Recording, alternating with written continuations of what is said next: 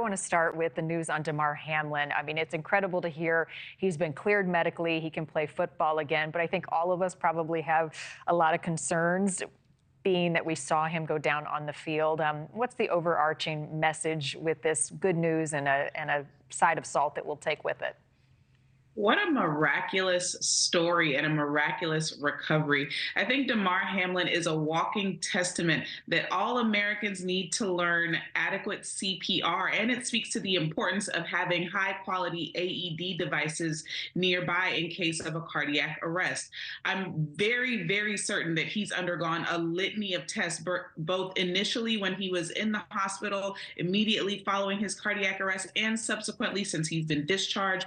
I'm sure he's been seen by neurologists, brain specialists, cardiologists, heart specialists to ensure that his cardiac arrest wasn't due to an underlying heart condition so that this doesn't happen again. The thing about it, though, doctor, is so we might never know what caused it, right? And that's the case in a lot of cardiac arrests. Absolutely. Oftentimes, cardiac arrest doesn't have an identifiable cause, but if there is an identifiable cause, sometimes those things can be reversed, which could potentially be one of the reasons that Demar Hamlin has been cleared. Well, we wish him all the best. Excited to see him back out on the football field. Everybody's going to be rooting him on. This Marburg virus, I compared it to Ebola, which, if you followed that years ago, I mean, it is deadly. How concerned should we be that this might cross borders and spread more widely? Marburg is scary, similar to Ebola, but I don't think that we have to be concerned just yet, because although there have been clusters of cases, those clusters of cases seemingly are well contained.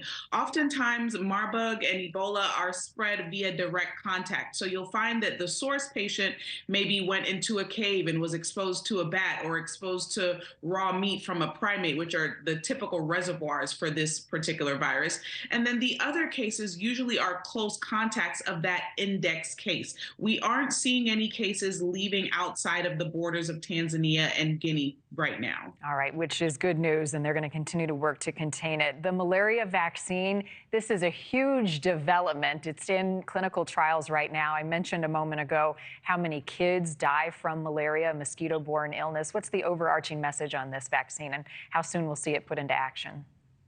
Well, hopefully sooner rather than later, because malaria is an entirely preventable and treatable disease. There shouldn't be anyone in the world dying from malaria in 2023, much less children, which is where we see the majority of deaths coming from. The good news about this virus is that so far it seems as if it's very efficacious, 80% efficacy in children who've received 3 doses and a booster 1 year out. But that's in a very small trial. I believe only 450 children were studied thus far. We really have to apply that vaccine to phase 3 trials and to real world examples and experiences in order to see if that efficacy still holds up. All right, we're going to follow that one. 200,000 people with cancer did not receive a diagnosis or treatment early in the pandemic. So essentially what happened here is doctors' offices shut down. You only went for emergent reasons. So a lot of cancer diagnosis got missed. How big of an issue is that going to be moving forward?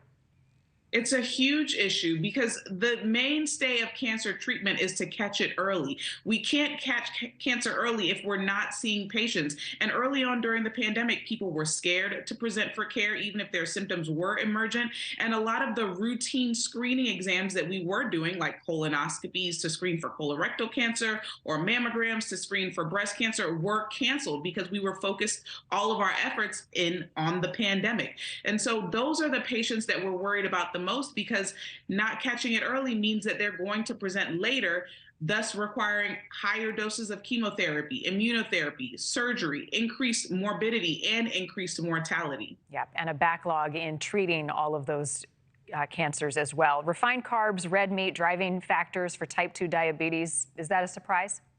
Not at all. We've known that for years, that processed foods are not the best thing for you. There's a lawsuit going on right now against the makers of some of our favorite candies because some of the ingredients that they use have been proven to be carcinogens or alter the DNA of some of our body cells. So we know that processed foods are dangerous. As best as you can, tried to combat the poor diet that we have by eating more fruits and vegetables, unrefined carbs, water, beverages that don't have a lot of excess sugar. Thank you for watching. Go to newsnationnow.com to find News Nation on your television provider. And don't forget to click the red subscribe button below to get more of News Nation's fact-driven, unbiased coverage.